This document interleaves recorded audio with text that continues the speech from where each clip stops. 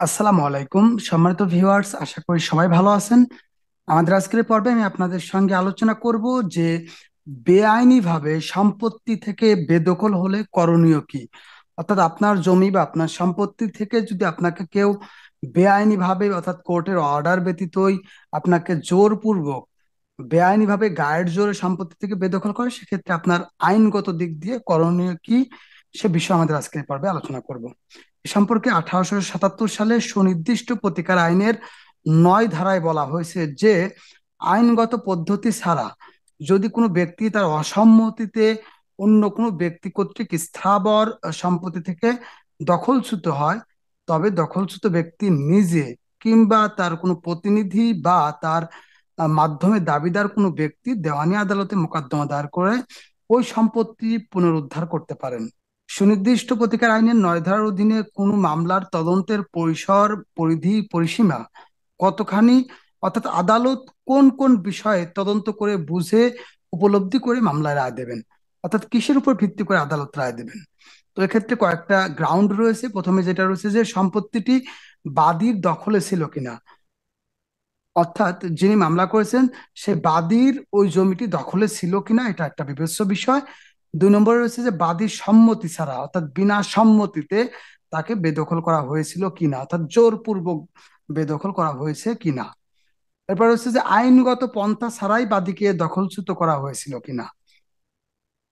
এরপর হচ্ছে যে দখলচ্যুত হওয়ার 6 মাসের মধ্যেই বাদী মামলাটি করেছেন কিনা, অর্থাৎ আপনাকে যদি কেউ জোর করে আপনার সম্পত্তি থেকে বেদখল করে, সেক্ষেত্রে অবশ্যই 6 মাসের মধ্যেই এই বিষয় সম্পর্কিত মামলা কিন্তু আদালতে দায়ের করতে হবে। তো এক্ষেত্রে আমরা দেখতে পেলাম যে হচ্ছে 9 ধারার মূল বক্তব্য হচ্ছে যে যে ব্যক্তি সম্পত্তি দখলে ছিল তিনি সম্পত্তিটি দখলে থাকবেন, যার দখল নেই কিন্তু ওই জমিতে তার স্বার্থ হক আছে, এত কিছু থাকার পরেও সে কিন্তু জোর করে ওই দখলদার ব্যক্তিকে সম্পত্তি থেকে উচ্ছেদ করতে পারবে না। অর্থাৎ যিনি দখলে রয়েছেন তার যদি কাগজপত্র নাও থাকে, তারপরেও কিন্তু যার কাছে কাগজপত্র রয়েছে সে চাইলেই কিন্তু জোর করে ওই যে দখলে রয়েছে তাকে ওই জায়গা থেকে সরাতে পারবে না, বরং আইনগত ভাবেই কিন্তু তাকে ওই জায়গা থেকে উচ্ছেদ করতে হবে। আর যদি কেউ আইনগত ভাবে উচ্ছেদ না করে এভাবে জোর করেই উচ্ছেদ করে, গায়ের জোরে উচ্ছেদ করে, সেক্ষেত্রে যদি কাগজপত্র থাকে সেক্ষেত্রেও কিন্তু লাভ হবে না। কারণ 9 ধারার মূল আলোচ্য বিষয় হচ্ছে যে আপনি জোর করে বিনা সম্মতিতে আইন বহির্ভূত ভাবে এই সম্পত্তির দখলে দিয়েছেন কিনা। কারণ আইন নিজের হাতে তুলে নেওয়া যাবে না। দখলদার ব্যক্তিকে উচ্ছেদ করতে হলে আইনানুগ প্রক্রিয়ার মাধ্যমে উচ্ছেদ করতে হবে। তবে ব্যতিক্রম রয়েছে, সরকার যদি আপনাকে উচ্ছেদ করে তাহলে 9 ধারা অনুসারে সরকারের বিরুদ্ধে মামলা দায়ের করা যাবে না। অর্থাৎ এই উচ্ছেদ যদি সরকার করে সেক্ষেত্রে কিন্তু সরকারের বিরুদ্ধে মামলা দায়ের করা যাবে না।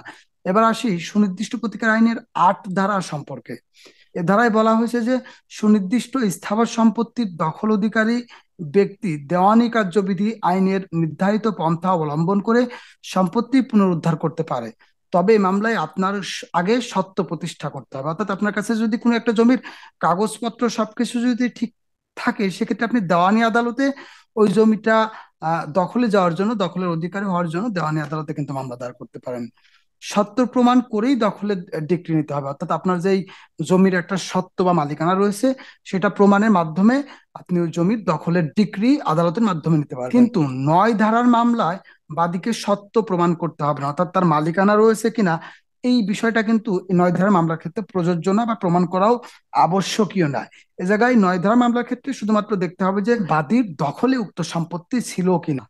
1877 সালের সুনির্দিষ্ট প্রতিকার আইনের 8 ধারা এবং 42 ধারায় বলা হয়েছে যে যদি কোনো ব্যক্তি তার দখলকৃত জমি হতে বেদখল হয়ে যায় এবং ওই বেদখল হওয়া জমিটি তার বৈধ মালিকানার সত্ত্ব থাকে, তাহলে বেদখল হওয়ার 12 বছরের মধ্যে ওই জমিটি ফিরে পাবার জন্য দখল পুনরুদ্ধার মামলা দায়ের করতে পারে। সেই সাথে 42 ধারায় সত্য ঘোষণার মামলা দায়ের করতে পারে। অর্থাৎ 42 ধারা অনুযায়ী কিন্তু সত্য ঘোষণার মামলাও দায়ের করতে পারবে। কোনো ব্যক্তি বা প্রতিষ্ঠান আইনানুগভাবে সম্পত্তির সত্ত্বের অধিকারী কিংবা মালিক না হয়েও 12 বছরের অধিককাল দখলে থাকার কারণে তার পক্ষে দখলজনিত সত্ত্বের উদ্ভব হয়। কাজে দখলের মেয়াদ 12 বছরের কম হলে সুনির্দিষ্ট প্রতিকার আইনের মোকদ্দমা করে সহজে উচ্ছেদ করা যায়। আর যদি 12 বছরের অধিককাল হয়, দখলে ওই সম্পত্তির দখলদার ব্যক্তির অ্যাডভার্স পজেশনের সত্ত্ব সৃষ্টি হয়। আপনাদেরকে আরেকটি বিষয় জানিয়ে রাখি, জমি থেকে বেদখল হলে দখল পুনরুদ্ধারের জন্য ফৌজদারি ও দেওয়ানি দুই আদালতেই মামলা দায়ের করা যায়। অর্থাৎ যদি আপনার জমি থেকে আপনাকে উচ্ছেদ করা হয়, সেক্ষেত্রে কিন্তু আপনি দেওয়ানি এবং ফৌজদারি উভয় আদালতে মামলা দায়ের করতে পারবেন।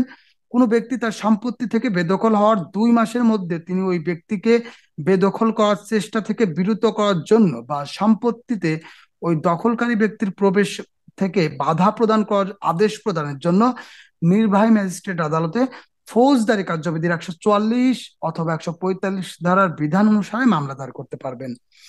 এ ধরনের মামলা অল্প সময়ের মধ্যে নিষ্পত্তি হয়ে থাকে। মামলা দায়ের হলে ম্যাজিস্ট্রেট অপর পক্ষের উপর সমন জারি করবেন। উভয় পক্ষের বক্তব্য এবং সাক্ষ্য প্রমাণ শেষে সম্পত্তির দখলদার নির্ণয় করবেন।